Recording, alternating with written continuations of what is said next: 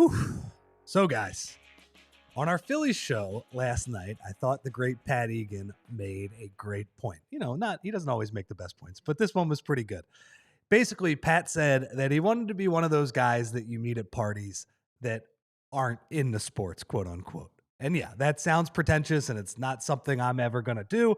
But, you know, for someone who likes architecture or birding or Ken Burns documentaries, JK, I like Ken Burns documentaries, but you know what I mean.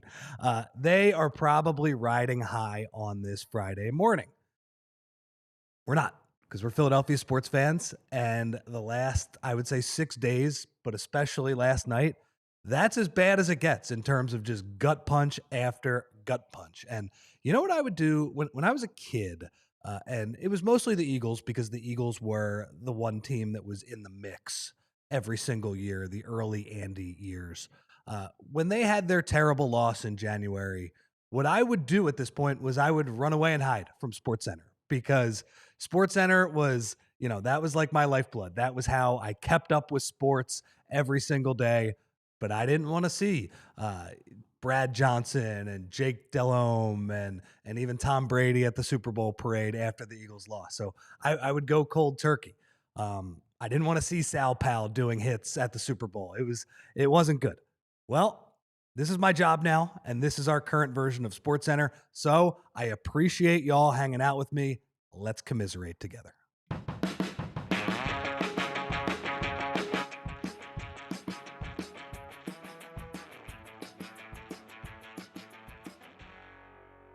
And welcome to Philadelphia, presented by Bet Parks and live in the Xfinity Lounge. I am not Bill, but Bill's not dead. JH, he's okay. He's just had a day off. My name is Rich Hoffman, and I am your director of fun and games for today. I'm telling you, Bill will be coming back at some point. And Tyler, let's get into the headlines. And, you know, we talked about it a lot last night. It's just the top of the order could not get the job done against, look, an amazing Dodgers pitching staff, but 1 of 14 with a walk last night. 3 for 35, I believe it was, in the 3 games that they lost. You know, there are a lot of reasons that the Phillies are not playing baseball anymore, but it is a frustrating way to go out for your bats, but particularly your big boppers at the top of the lineup. Yeah, it's really struggling. It's really frustrating because they struggled so much. It's a really unfortunate way to bow out because your pitching was, for the most part, excellent. I mean, we talked about it on the postgame show last night. Sanchez, Luzardo, Ranger, even Nola in the 2 innings that he pitched, those guys combined between innings out of the bullpen and innings as starters went 27 innings in this postseason against a really good Dodgers lineup and gave up 10 earned runs. You won 1 game in which that group gave up 10 earned runs over 27 innings pitched, and you won 1 game. It's incredibly frustrating, and that's just how bad the lineup was, especially those 3 guys at the top that were making big time money that are expected to be your contributors.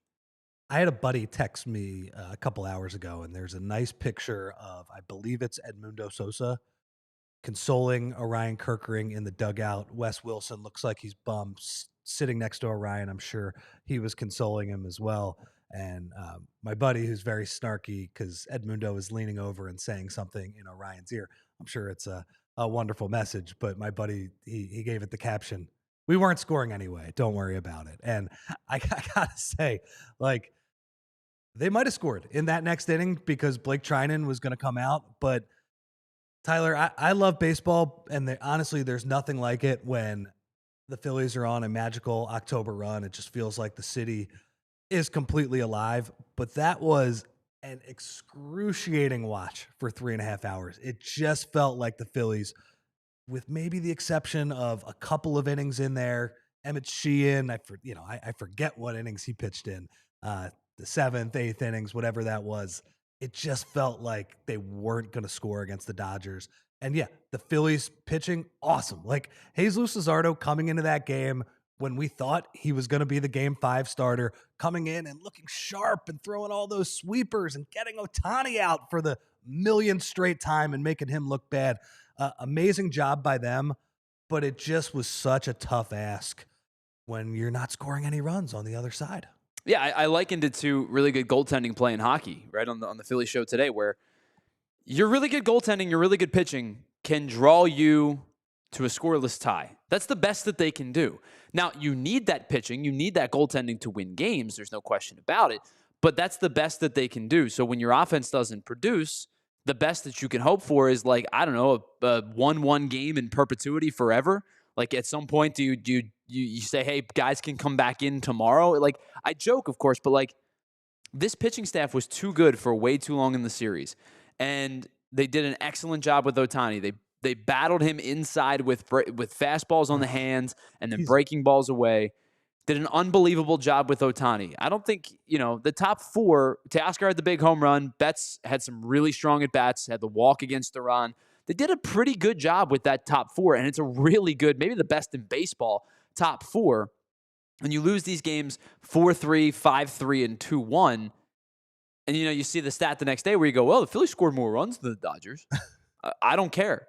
I don't care. It doesn't matter because they scored all of those runs in bunches in one game against 319-year-old Clayton Kershaw, and it didn't really matter after that. So it's the pitching was great. The offense was let them down in basically 3 of the 4 games, and now in 8 out of the last 10 postseason games.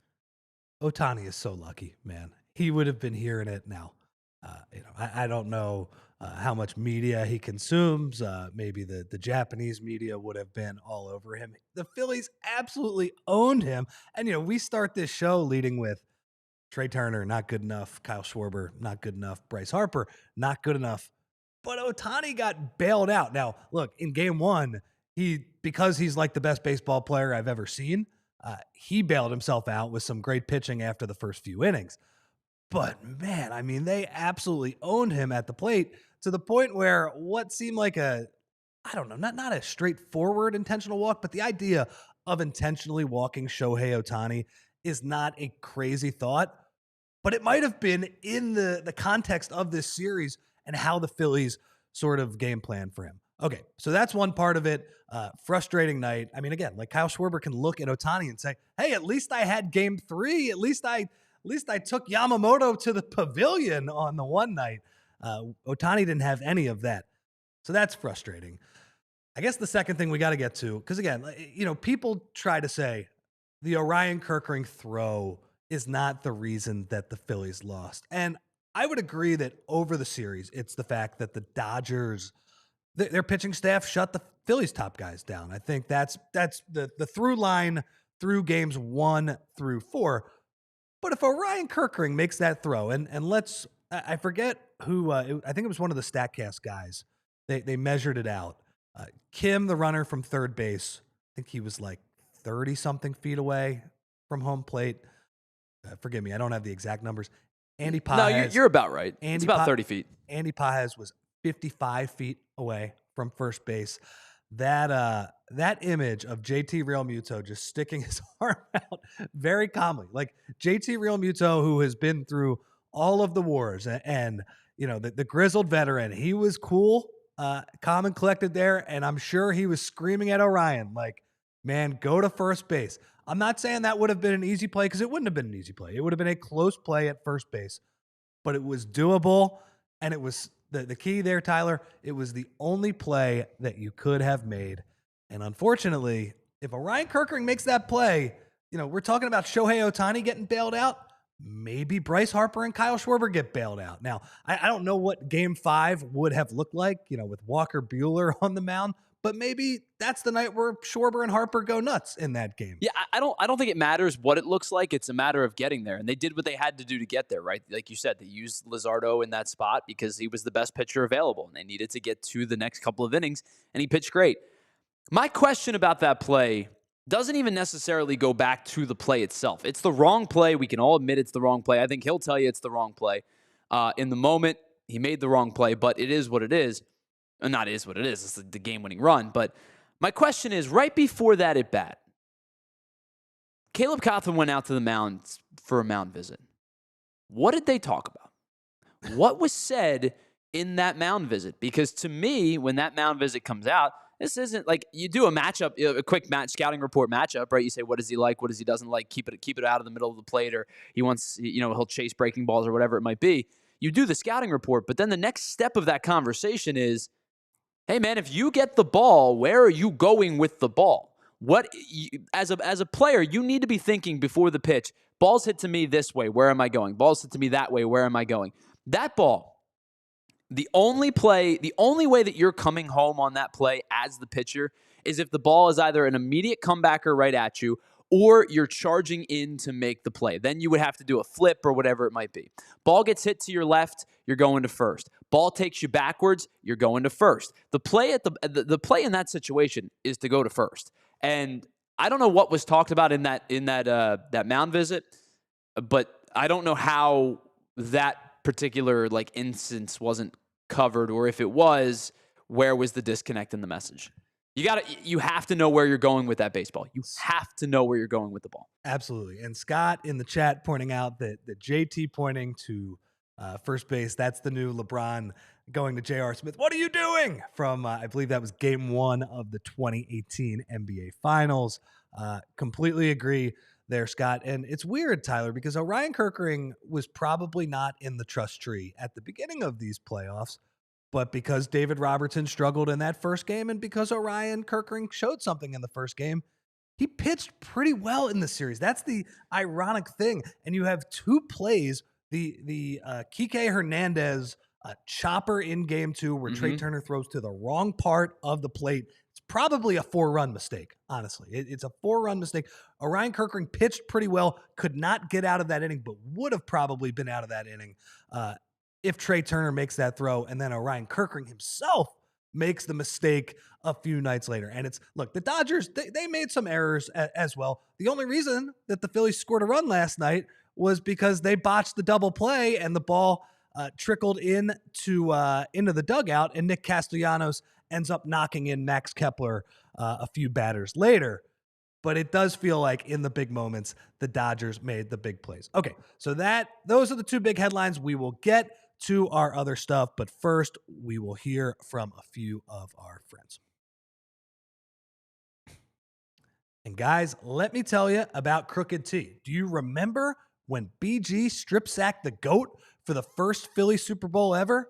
Well, now BG is bringing us his Crooked Tea strip sack pack so we can all savor the flavor. What is the strip sack pack? Well, it's big, it's heavy, and it's juicy. It's the kind of pack you want to show off. You already know. Crooked Tea is 0 sugar and all flavor, and the strip sack pack is stuffed with 24 cans and collectible trading cards by Jordan Spector, and some of those cards are even signed by the man, Brandon Graham himself. So from the fridge to the tailgate, this is one sack that you're going to be proud to display. And for our guy, BG, we have to send a shout out to the Philly area bars carrying Crooked Tea. Thank you for showing the love. That's Sport and Social Allentown, Garage Fishtown, City Tap in Logan Square, and Wicked Wolf on Chestnut. So grab yours today at a store near you or on GoPuff, and go check out those bars for a game day or a night out and tell them that PHLY Sports sent you. All right, listen, you got a lot going on this weekend, and I totally get it if you want to disconnect from baseball, but that doesn't mean football's still here. You have a college and pro slate, no hometown team, but if you call yourself a sports fan, you have to get involved with Xfinity. You don't want lagging or buffering or switching between apps trying to find the game. You call yourself a big fan, you have to have Xfinity. It's the ultimate sports destination where you can find all the best games and your favorite teams all in one place. It's the perfect fan flex where you get all of the action right in your living room. Plus, with Xfinity's best picture and sound enhanced with 4K, it's so clear it feels like you're at the stadium. And sometimes you've got 4 games going at once because why not? You can, right? So on top of that, get real-time notifications and live stats right on your TV. It is the best seat in the house every single time. So next game day, make sure the big fan in your life isn't a big fail. Learn more at Xfinity.com. Xfinity, imagine that. And welcome back to Philadelphia. in the Xfinity Lounge presented by Bed Parks. Again, my name is Rich Hoffman. Bill will be back. I promise you guys, Bill, next week, he'll be doing his Flyers pods. He'll be doing his Philadelphia show. I am with Tyler Zulli right now. Tyler, the other terrible thing about last night, I mean, the Phillies just made me sad. The Eagles made me angry.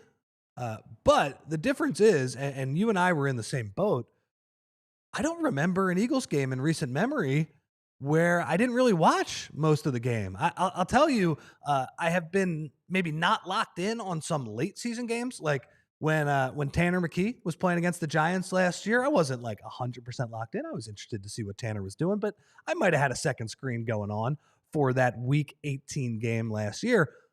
But we are being told by the rest of our PHLY staff, like, man, the defense is just getting absolutely cooked right now. There are injuries all over the place. And you and I are just like, we don't care. We're just trying to stay locked in on this baseball game. I felt like I was living in blissful ignorance, but it turns out it wasn't that either. Maybe it was just insanity. I can tell you exactly the last time I really did not pay attention to an Eagles game in the way that we should. It was November 3rd, 2022. It was a Thursday night game against the Houston Texans. It was also game 2, I believe, of the World Series. No. Game 5 of the World Was it Series. The no-hitter that year? No. It was the Chaz McCormick catch. I will always remember. Gross. I was at a bar around the corner with a bunch of my friends, and we had both of those games going on. And yeah. I mean, I was like watching the Eagles game. By the way, the Eagles that night kind of took care of business in workman-like fashion against a bad Texans team. Mm-hmm. Obviously, the Phillies game was of much more precedence. They were wearing the powder blues. It was the night that Noah Syndergaard started. They try to get too many outs out of Noah Syndergaard's start. Yeah, the World Series game for the Phillies. But yeah, I can tell you that's probably the last time I really was not invested in an Eagles game that mattered.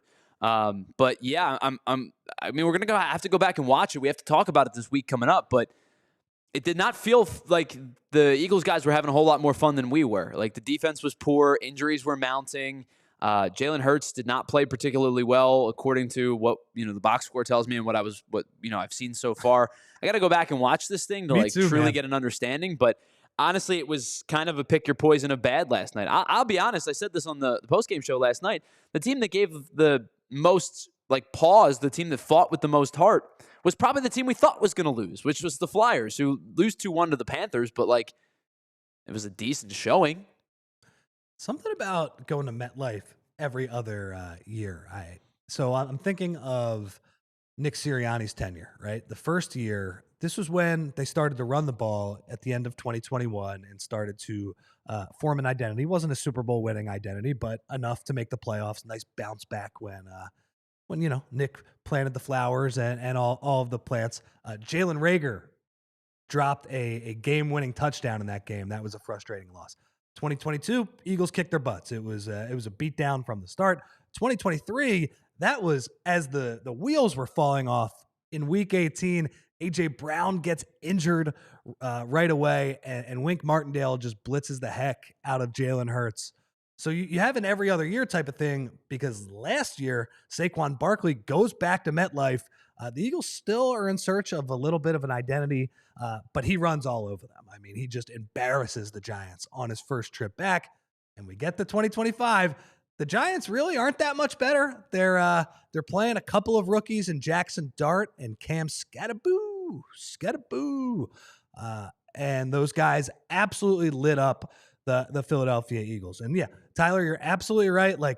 I can't really tell you the finer details of what happened in that game. I get paid to talk about that, so I will do something over the weekend. I'll carve out a few hours to rewatch some of the game. But yeah, I mean, the thing that I can probably take away just from the nature of the result is that the idea of, okay, they look bad, they look uninspired, they're winning all these coin flip games, but they're winning. All right, that's done. We're past that. This has been a mediocre team, probably at best so far this year.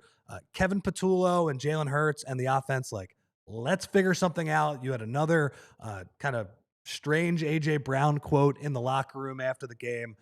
And then on defense, the Eagles defense was very banged up, but that was by a lot of the advanced nerdy stats, which I subscribe to.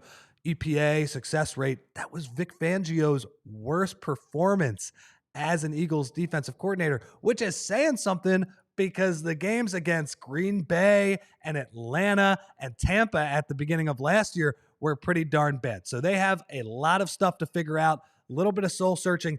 2 weeks coming up. You have Minnesota after the mini bye, and then you have these same Giants back at the link before your actual bye.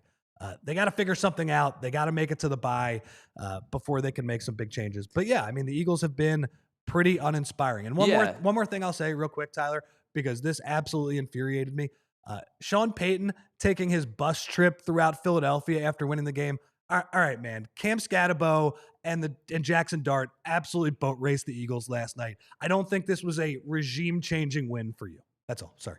Yeah, I think, we talked about the, winning masks problems, right? You're 4-0 and you've won all the games you're supposed to win. And you go into this game against Denver last week and you go up 17-3 and you look like you're playing some decent football. Like there are still some question marks, no doubt, but you're up 17-3. And they battled back and battled back and battled back. And there was a 4-drive set where you went 3 and out, 4 consecutive drives with negative total yards. And that was kind of emblematic of the season that they've been having, where can they hang on for dear life to win this game? Turns out they couldn't. They lose the game. They're 4-1. This didn't feel like a get-right game to me heading into the week. Short week, division rival. You're banged up on the O-line, your defense. We know Jalen Carter doesn't end up playing. Quinyon leaves the game.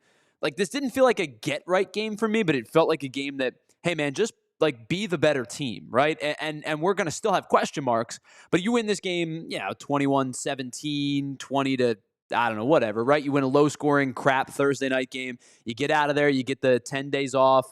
You get a little bit healthier. You're 5-1. It feels okay, even if there are still questions that are definitively there. Now you've lost 2 in a row. Now the question marks are real. Now you are allowed to have tangible conversations about these, about how you're winning.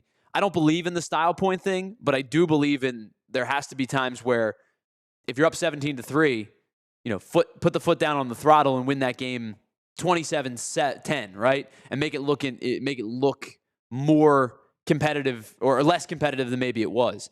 Yesterday, just thinking about how everything transpired, you got punched in the face by a team that is not as good as you, by a team that looked awful against the New Orleans Saints last week. They punched you in the mouth and you had no response. And now I think you do have some question marks, on both sides of the ball. Well, and before we get to a break, I would just say with the defense, like Uncle Vic, he's earned the benefit of the doubt. He's earned the benefit of the doubt because he's one of the most influential defensive coordinators of, let's call it, the past 2 decades of NFL football. And Uncle Vic did one of the best coaching jobs I've ever seen just a season ago. And look, you also did not have Jalen Carter or Quinyon Mitchell for most of that game. Those are 2 of the Eagles' best 4 defensive players. They're very important. So you're going to need to get those guys back at some point. To me, though, Tyler, it's the offense. Like the offense, they're very highly paid. They have 10 of 11 starters back.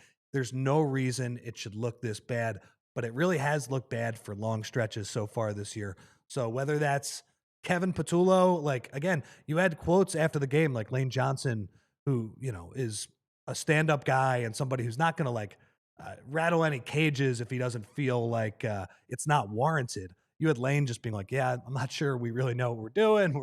We're a little bit predictable in the run game. I think that is the Eagles' biggest issue. Will they figure it out? I don't know, but that's something we are going to have to track. All right, let's hear from a couple more of our friends, and then Tyler and I will close out the show. And guys, whether your favorite team wins or not, there's always another way to win, and it's on the BetParx online casino app. Check out brand new casino games like Huff and More Puff and Fire Blaze Sky Queen, a BetParx exclusive. The only app that I ever use to play all of my favorite casino games in the palm of my hand. You can play blackjack, roulette, craps, poker, baccarat, and hot online slots like Cash Eruption, 88 Fortunes, and Cleopatra online slots. Play hot online slots based on your favorite streaming shows like Walking Dead, Squid Game, Breaking Bad, and Peaky Blinders, and all of your favorite classic casino games from wherever you are. New users get up to $1,000 casino bonus back if you're down in the first 24 hours. Go to betparks.com and download the app right now and enjoy all the action and excitement from the casino at your fingertips. You must be 21 and in PA, New Jersey, Maryland, or Michigan for BetParks. You love to play. You love to win. You bet Parks.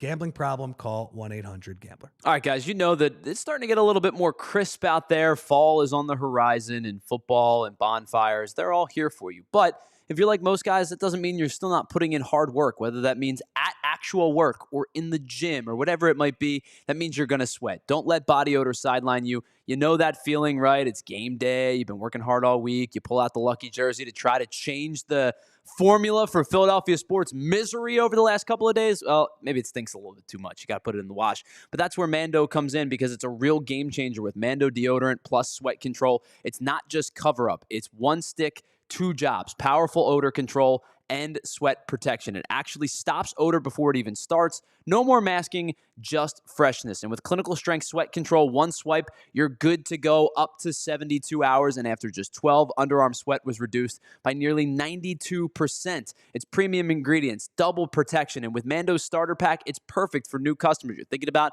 dipping your toe into the Mando waters? Well, you get a solid stick deodorant, cream tube deodorant, and 2 free products of your choice, like mini body wash and deodorant wipes, and free shipping. And how about this? As a special offer to you, the listener, new customers get 20% off site-wide with the exclusive code PHLY. So head on over to shopmando.com, use the code PHLY, and get $20 or 20% off site-wide, plus get free shipping.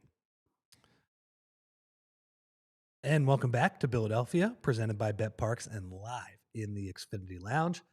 Tyler, I got to say, these 30-minute shows, they sneak up on you. They fly by. Yeah, we're a little bit behind schedule. Our third segment is probably going to be a little shorter than usual. All right, I'm going to ask you one question, and it's Phillies related. When you look back at this series, what is the number one reason you are bummed out today? Your 1, 2, and 3 hitters were pathetic.